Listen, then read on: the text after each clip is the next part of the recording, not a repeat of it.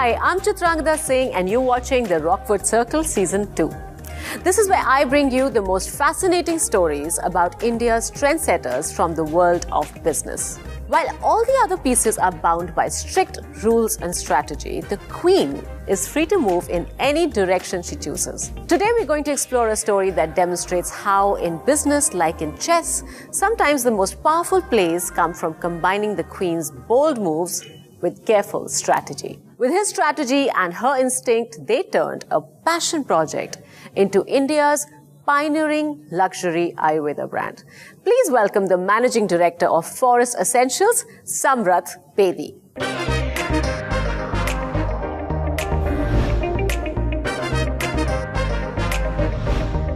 Hi, it's Samrat.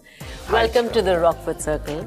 It's a pleasure to have you. Thank you for having me. Come, we have to talk about my favorite brand, actually. That's very kind. Sam, you went to Doon School, right? I went to the Doon School, yes. Right, and then you go to New York and work at the World Trade Center. That's right. And then you decide to come back in 2000, which was a good year to come back. Yep, especially in the World Trade Center. I understand, yes, absolutely. And then you decide to come and join your mum, who's working in a garage. She's making candles and soaps, right? That's right. Firstly, I think women like that who just start something that small and they have the heart and the passion and the instinct to work on something like this is amazing. But the fact that you decide to come and join your mom, usually sons wouldn't really believe, acha, mummy kuch kar rahi hai, acha, whatever, she's just keeping busy. So what was it? What made you take that seriously? I did corporate banking in New York, and when I came back, I thought I'll join a bank again. So while I was looking for a job, I saw that she had started this. And of course, like you said, I was like, oh God, look at the soaps and these candles and what are you going to do with it? But I saw the kind of grit and determination. You know, it was still very small, but the amount of time and focus she put into it, that it was inspirational for me. So I said, you know what, let me help you while I'm looking for a job.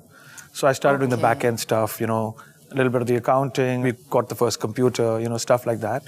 Wow. And as as I continued doing it, it was becoming more interesting. And I thought it might be time to do something of my own as opposed to, you know, work in another corporate setup. And that's how we started. And how many years had she been at it when you joined her? So I came back in 2000, and that's pretty much when she had started as well. And I joined her in probably a year and a half later. So maybe in about 2001. That's it? Yep. But I feel like mother and son duos are very hard to find. Usually it's the fathers who are starting the business and then the son joins. That's right. But this is definitely very unique. What's the equation between the two of you? I think, when I got into this, it was bringing another aspect into the business. It's a bit of a yin and yang. She brings in a certain gut. She brings in all of that stuff that you need to really push through. And what I bring in is a lot of balance. I bring in a lot of process. I bring in a lot of things that you need as the business grows bigger. You know, strategic thinking of how to expand, how to make it bigger. So I think that combination has worked out well. And it's been a rocky road. Really? Yes. It doesn't look like. It seems like everything is, handled.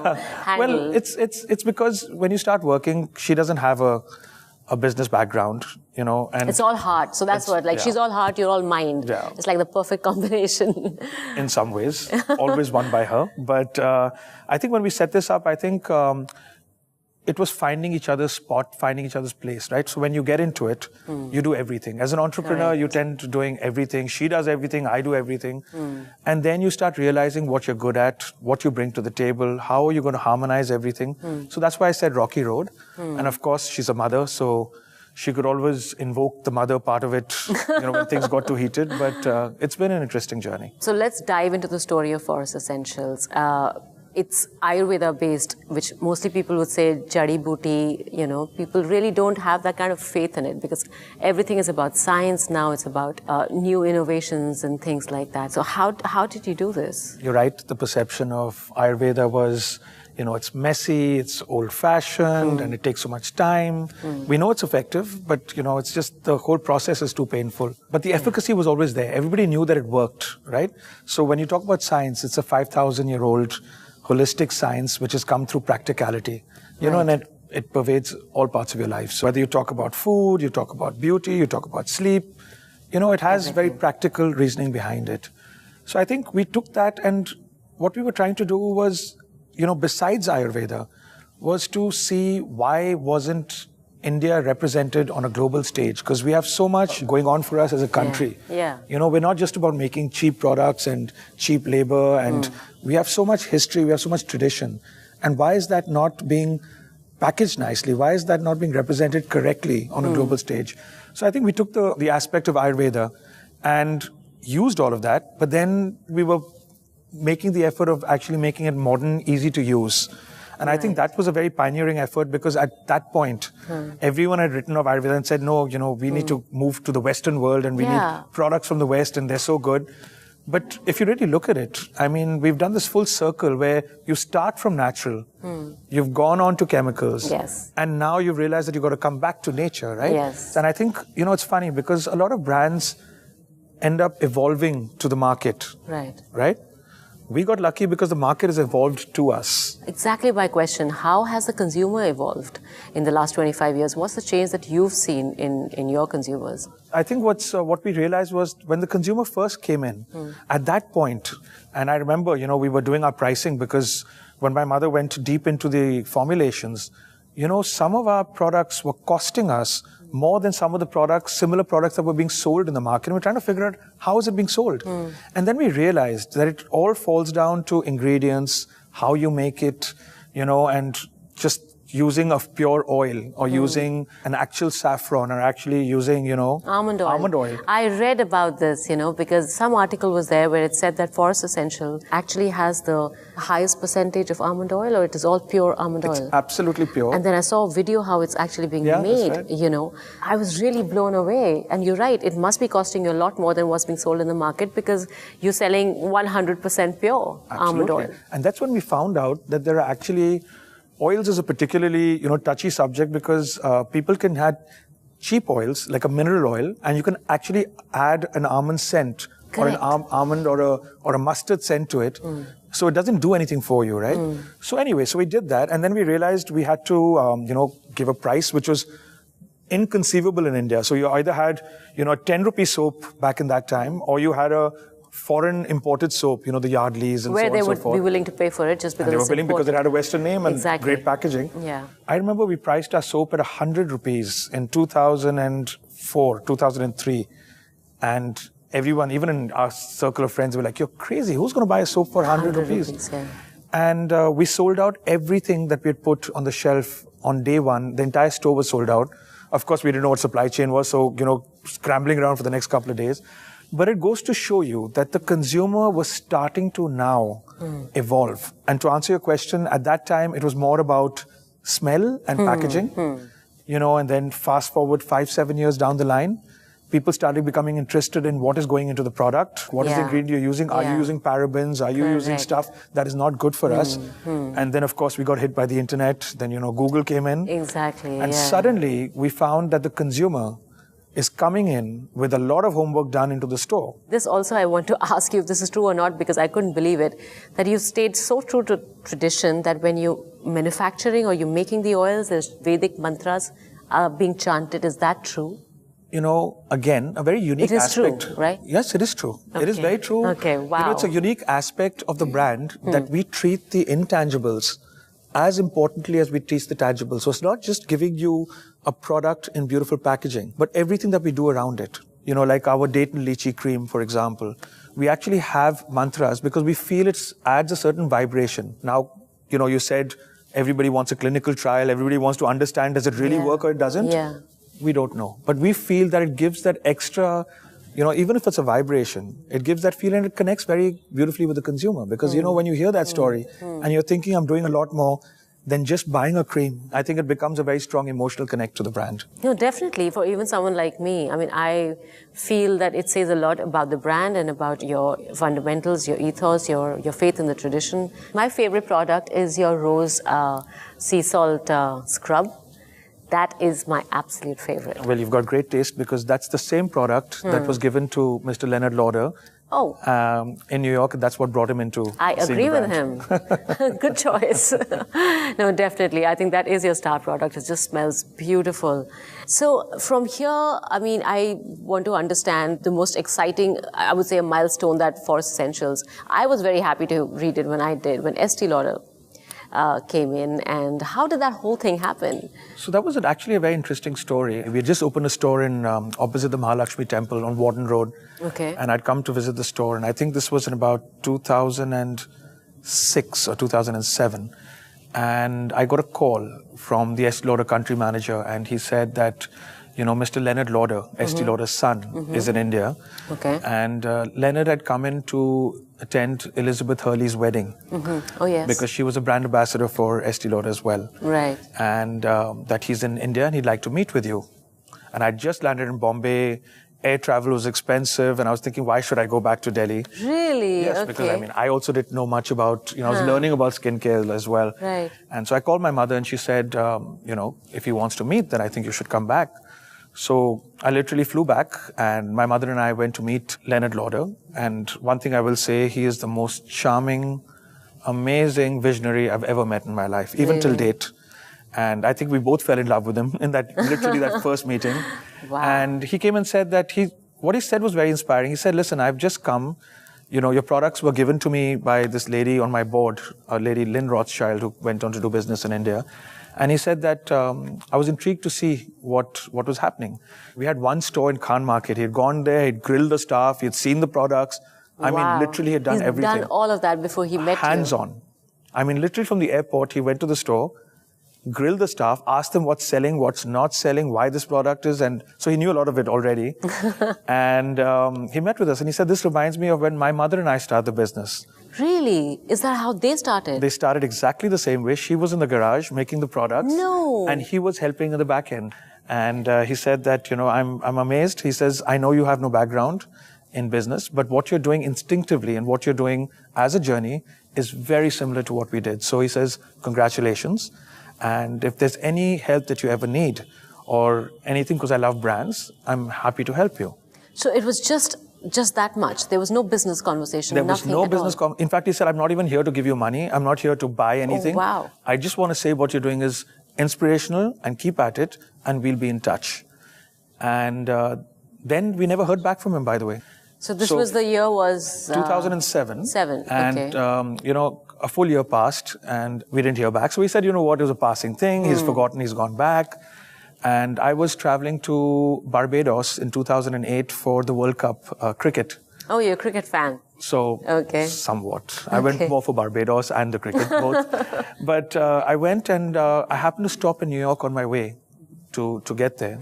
It was the cheapest ticket available and we said we'll stop in New York. And we had a dinner reservation that night at a very famous Italian restaurant in New York. And after not seeing him for a year, I saw him in the lobby of the restaurant. Oh my God. Absolutely, it was just a coincidence. This is destiny. This is some crazy coincidence, actually. It really was. And my best friend who was with me, he said, don't you know Mr. Lauder? And I said, yes, but you know, I met him once. He's not going to remember me, so I'm not going to go say hello. And of course, a boarding school friend. So he goaded me and, you know, all of that. And I went and said hello and it took him 2 seconds, but then he just turned around and he said, Sam, what are you doing here? And I said, I'm on my way to cricket. And he said, are you here to meet us? I said, no, I haven't come to meet you at all. Yeah. And he said, then he turned to his wife, Evelyn, and he said, this is the wonderful gentleman and the brand I told you about. So when I said charming, you can make out how charming he was, right? And then I went on. And I actually called my mother at 2 o'clock in the morning and I said, guess who I just met? She's like, what's happened? And I was like, I met him. And immediately after that, Estee Lauder actually started calling us frantically. After that? Yeah. Because apparently he had gone back and he had told them that I want you to reach out to this brand. And when they, you know, investigated us, they found we're too small. We had really nothing to talk about. So they thought it was a passing phase for him. But he apparently got very pissed off about it. And so when he went back from India, he'd asked them to get in touch with you people. Then we came back and suddenly there were 25 people who arrived from Estee Lauder and everything happened. And within, I think, 6 or 8 months, we got into a partnership. And it was a beautiful partnership because they took a minority stake because they said, you're so small, we're only here to help. So very charming way of doing things. It wasn't, you know, so much of a business transaction as it was, a coming together of a vision. And it's been a wonderful partnership since then. That's beautiful. It's almost destiny. I think it was destined to happen. Plus, you're right. I think more than business is about the fact that you are so similar in the way you started, the instinct, the whole passion for what you do. Absolutely. And that is probably the best partnerships, because it's not just about the money then. It was never, because we didn't, he said, do you have a valuation? We said, we don't. He said, do you have a banker? We said, not really. He said, do you have anyone who you can talk to about making a deal? So we literally called within my circle of friends and we said, okay, can we get someone together? And in fact, the valuation that we got from our own bankers, he gave a bigger valuation than that because he said, I just want to give it as a sign of respect. So that's how the partnership really started. It was fantastic. Oh my God, this is huge. Yeah. This really is huge. It's an unusual way of But starting. I have to say, this story is amazing. I don't know why we've not heard of this. I was joking because I said the money they may have spent on sending the people here to do the negotiations was literally more than our turnover. Really, So it was just absolutely... It is seriously amazing what he saw and the promise he saw in the brand is definitely, it's a huge compliment. It's a very big validation, I think, from somebody that big. You've come a long way. So what does Forest Essentials do from here on? I think we've still got a lot to do. And like I said, it's been so filled with passion that everything else that you think about, even today now we have valuations and numbers and business plans. But that passion is still very inherent in what we do. That same excitement, like, when you told me that you love Forest Essentials. I love Forest Essentials. It still causes the same excitement with me as it did 15 years ago, even today. I don't take anything for granted. So I think the way we work is that we always get up every morning and we say, what can we do better? What can we do to make the brand better? And that's really how we start the day. I want to talk a little bit about your mother. Is she the one who had knowledge of Ayurveda or something is that something that you brought in? No, Ayurveda was all her. She had a lot of interest in terms of beauty, a lot of traditions that were passed on, And of course, like I told you, we've got a home in Rishikesh, up in the mountains. And if you really look at Ayurveda, the seat of the north of Ayurveda is in Rishikesh. Yes. And of course, the south is Kerala. Correct. So there was already a lot of Ayurveda around us. So it just was a matter of time in something that you're already immersed in, to take it out and then relook at it and then reinvent it was really what happened. And now, yes, the other thing that I'd read, you have 40% women working. In this case... Is that like a conscious decision that your mom would think? Absolutely. In this case, I've been dominated completely. Okay. So I answer to a woman. I have women working around me. So it's women empowerment was very, very important. And I've seen this personally, that women, in some cases, smarter, work harder, more loyal. And, it's amazing to see the kind of dedication that comes even from where we started our first workshop in the Himalayas. We made it so that women could work. Because women, there in the rural areas, don't have another profession. They take care of the house, they take care of the children. And when we started our first workshop, my mother was absolutely clear we're going to get women to work there. And it took us 2 months because, the village head, the sarpanch, they said, you're crazy. Their job is to take care of the house. Yeah. And we spent 2 months doing that, and we got women to come and work for us, and it was fantastic. And when we first paid them their salaries, we later heard that, they would go back home and the husbands would take the money and use it for drinking. Yeah. And so we opened bank accounts for them. We taught them how to use checkbooks. And eventually, they became the head of the house. They run their homes, they have financial freedom, and it's inspiring because so much you take for granted, right? And then we went a step further. We teamed up with an NGO called Pathshala, and we started working with these government schools. Okay. And we started bringing in additional resources through the NGO for better English, for better math. We started putting a system into place where they would have a skill set to be able to move to a bigger town and be able to get a better job. And I think we're starting to see results. It's been, so many years now. The batches have started to graduate. They're of a certain quality. So as a brand, we've been very clear on what we want to do and give back to the community. So community is a very big word for us. Must be very gratifying, this whole process, not just the money, like you said. Is this your mom's vision? Is it your mother's vision? I think the women empowerment definitely was something that she brought to the table. But going into what we started doing now, I think it's something that we both talked passionately about, and we really did it together where I found the NGOs, we came up with the ideas of doing the school. And I think, yes, it's been a process where Yeah. it's just been I think naturally going into play. It's just beautiful. I didn't know that you also do all of this, and the fact that you don't advertise or do it just for the PR is just really, it is amazing. And I want to thank you for doing that. It says a lot about the brand. So, from what I can understand, your mother is the impulsive one. She's the maverick, and you're the one who keeps everything rooted and grounded. I believe she did something really bizarre very early on when the Forest Essentials just started. Do you want to tell me this happened at the Hyatt, and what was the story? So I think it's a true sign of entrepreneurism. We actually had just started the business. We didn't have our own stores. It was very limited quantities. It was just a small distribution. Like I said, a garage setup. And we got called in for a meeting at the Hyatt Hotel in Delhi. And there was an expat general manager, Peter Fulton, who's now a top head of the Hyatt globally. Okay. But he called us and he said, listen, your soaps and your shampoos have come across my desk, and would you like to supply it to the hotel? And I'm thinking, how the hell are we going to supply it to the hotel? He said, I need tens of thousands of them. Yeah. And my mother, without blinking an eyelid, said, of course we can. Only 10,000? Don't you need more? Wow. And I looked at her. And what were you thinking? And I was just like, wow.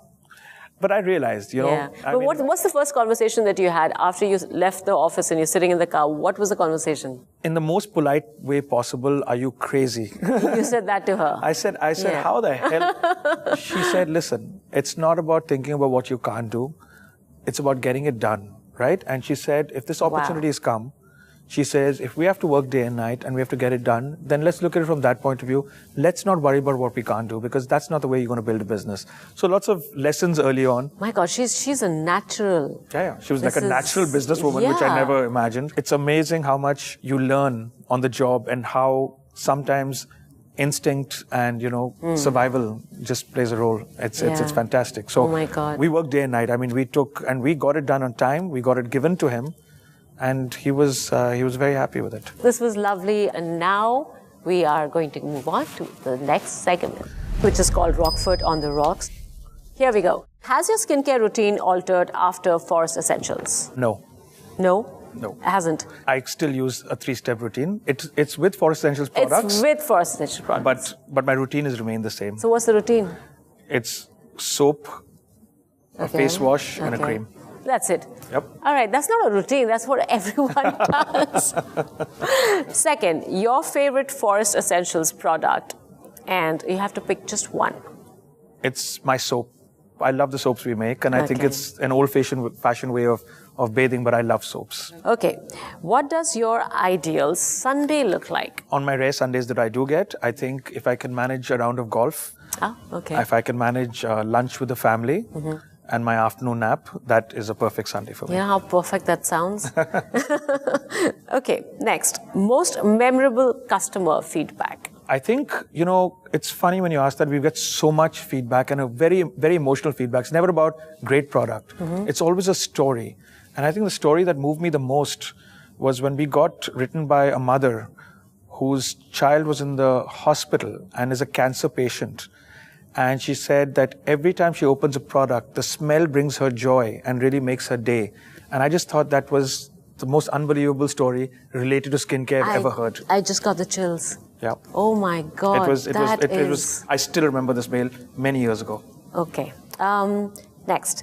If you could open a Forest Essentials store anywhere in the world, which city would you pick and why? I would open it in Paris. But why Paris? Paris for me is the height of fashion in every way. Whatever they do so beautifully, and everything is at its pinnacle. And I would probably add a Tokyo or a Paris. For me, both cities are different in their ways, but the pinnacle of what they do. And I think it's so important that we represent India there. I hope that happens really soon, really. That would be amazing to represent India there.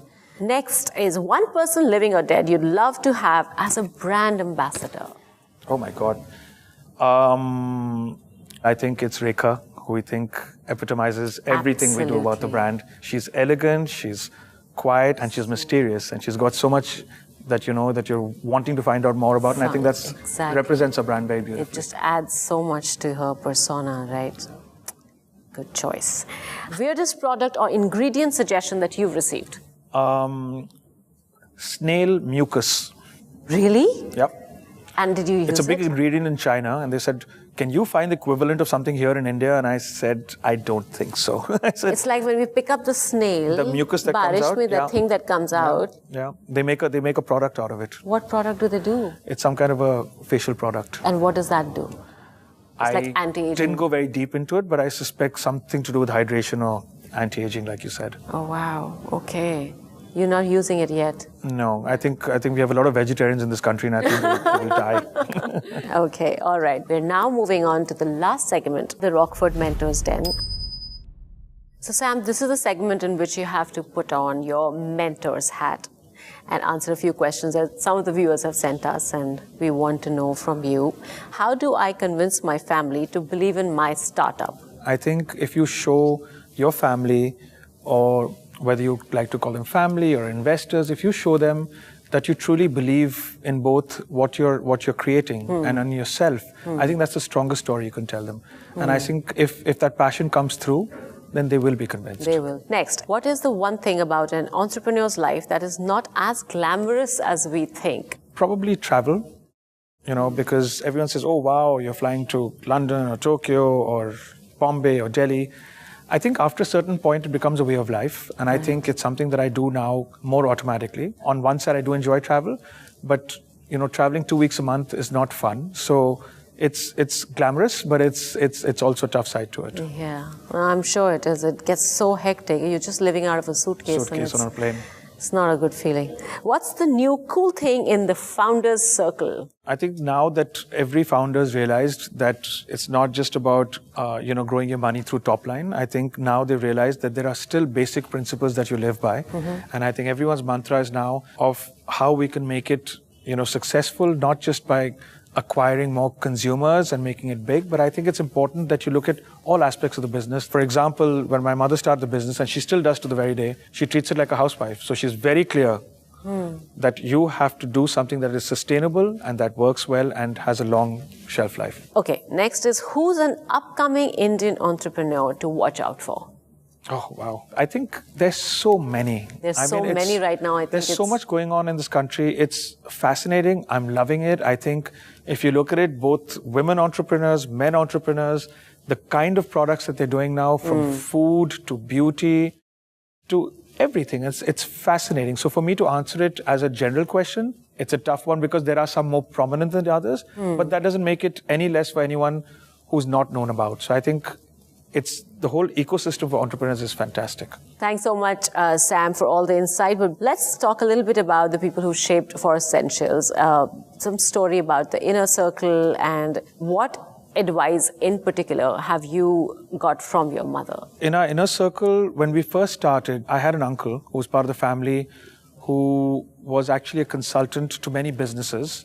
And he, in fact, sat on the board of L'Oreal. And we invited him to become our first chairman, and again, very early days. And I think what he brought to the table was discipline. I think he brought the idea of corporate governance, which I think is so important in any business that you do. Have goals, have an idea of how it works, both from a finance perspective as well. So I think that early mentorship gave us a lot of leg up in how we move forward. And advice from my mother, there's so many advices, but I mean, just work hard and it will come. Don't think of what will not happen. Don't take anything for granted.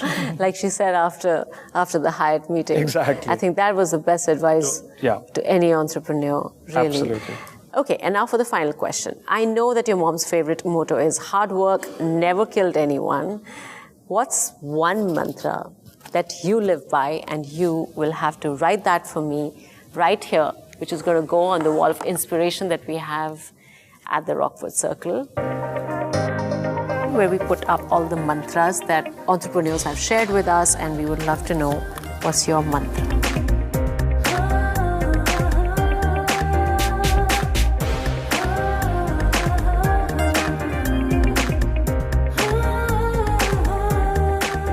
All right, thank you. Let me have a look. Don't just sell your product, sell your story and believe in yourself. I think the story is very, very special.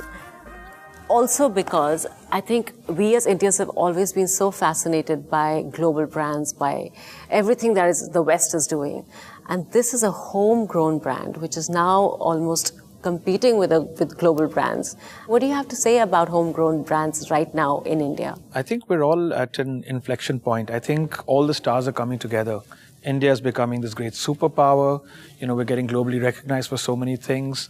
I think we have so much to offer. And I think what we've done is just start that entire evolution of Indian brands becoming confident, of being able to go out there and say, you know what, we have what it takes, whether it's in terms of quality, whether it's in terms of tradition, heritage, history. And that is something that now the world has to see, and that we can proudly stand anywhere, like I said, in any capital in the world and represent what we bring to the table. What do you think has changed? Why did we not have this kind of confidence earlier? I think the mindset was always about exports. It was always about doing the stuff factory. for other brands, the factories. We're the factory. Yes, and I think the new generations have now realized what is so special about a brand taking our stuff and packaging it outside. Why can't we do that ourselves? And I think there's no better time than now to start starting your dreams come true, so it's fantastic. This is the time. Believe in yourself and find the product that you believe in and sell it and become an entrepreneur. This is the best time to be an entrepreneur in Live India. your dream, because this is you can't get any better circumstances than this. Thank you so much. We had such a lovely chat and so inspiring, and what an amazing journey that you've had, your mother's had, and the way that you're running your business is just beautiful. So thank you so much for being here on our show. Having me as well on the show. Thank you. It's been a great show, though. Thank you. And thank you to all of you for watching Rockford Circle. This is Chitrangadar Singh signing off, and we will see you next time. It's actually the first time I've done this. Really? Have you never been on a show like this? You've never done a